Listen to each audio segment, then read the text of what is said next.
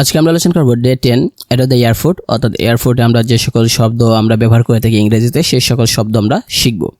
তো আমরা যদি খেয়াল করে দেখি যে এখানে ভোকাবুলারি বা ফ্রেজে আছে এয়ারপোর্ট শব্দের অর্থ বিমানবন্দর। I arrived at the airport early, আমি এয়ারপোর্টে পৌঁছেছি। আর্লি মানে শীঘ্রই। ফ্লাইট মানে হচ্ছে বিমান যাত্রা। মাই ফ্লাইট ইজ এট 10 AM, অর্থাৎ আমার বিমানের যাত্রা হবে সকাল 10টা। টিকেট শব্দ হচ্ছে টিকেট। পাসপোর্ট মানে পাসপোর্ট। বোর্ডিং শব্দ হচ্ছে বোর্ডিং। গেট মানে হচ্ছে গেট। লাগেজ শব্দ হচ্ছে লাগেজ বা সামগ্রী যেগুলো আমরা ব্যবহার করে থাকি, মানে কাপড় চোপড় নেওয়ার জন্য যে ব্যাগ ব্যবহার করে সেটা। ক্যারি অন অর্থাৎ হাতে নেওয়া লাগেজ সেটা। চেক ইন মানে চেক করা, যে কখন যাবেন আপনি, মানে শিডিউল চেক করা। সিকিউরিটি শব্দ দেওয়া আছে, নিরাপত্তা দেওয়া আছে সিকিউরিটি। কাস্টমস মানে হচ্ছে শুল্ক বা কাস্টমস যেগুলোকে বলা হয়, শুল্ক অফিসার যেগুলো কাস্টম অফিসার বলা হয়। ইমিগ্রেশন শব্দ হতে ইমিগ্রেশন বা অভিবাসন শব্দের অর্থ সাধারণত হয়। অভিবাসন মানে এক দেশ থেকে আরেক দেশে যাওয়াকে বলা হয় ইমিগ্রেশন বলা হয়। ডিলে শব্দ হতে বিলম্ব। ক্যান্সেল মানে বাতিল করা। বোর্ডিং পাস মানে হচ্ছে আপনার যখন আপনি sure boarding pass at the gate, অর্থাৎ গেটে আপনাকে মানে যাওয়ার অনুমতির জন্য একটা বোর্ডিং পাস দেওয়া হয়। সিট মানে আসন। উইন্ডো সিট মানে হচ্ছে জানালার পাশে সিট বা আসন।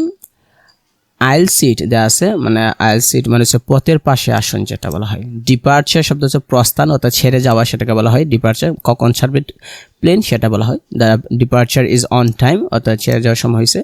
অ্যারাইভাল শব্দ থেকে আগমন। দ্য অ্যারাইভাল ইজ ডিলেড, অর্থাৎ আগমনটা দেরি হতেছে এই কারণে।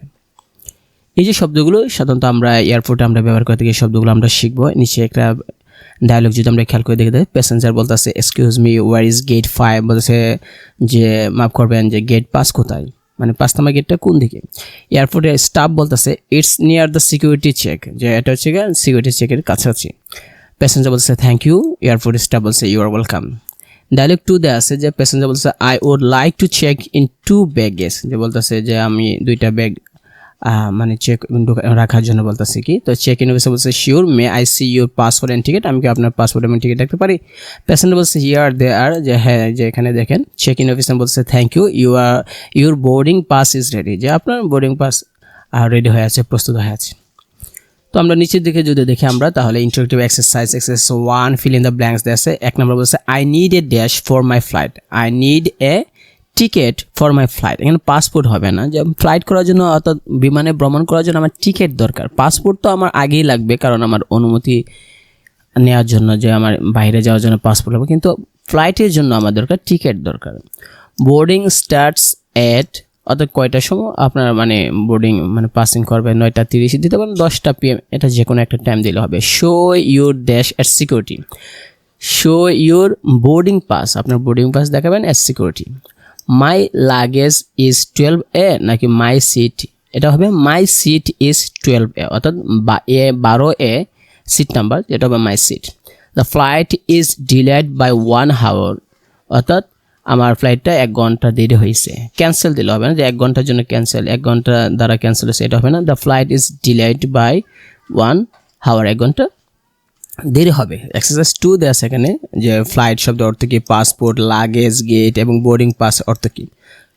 ছোটো একটা মিনি রুল দেওয়া আছে এখানে। এ বলতেছে I would like to check in 2 bags, মানে সে I would like to check in 2 bags, সে 2টা ব্যাগ মানে রাখবে।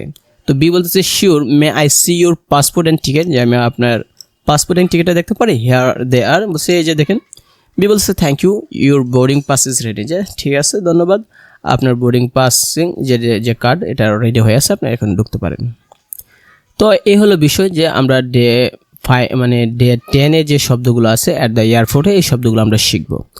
আর নেক্সট আমরা আলোচনা করব ডে 11 নিয়ে আমরা আলোচনা করব।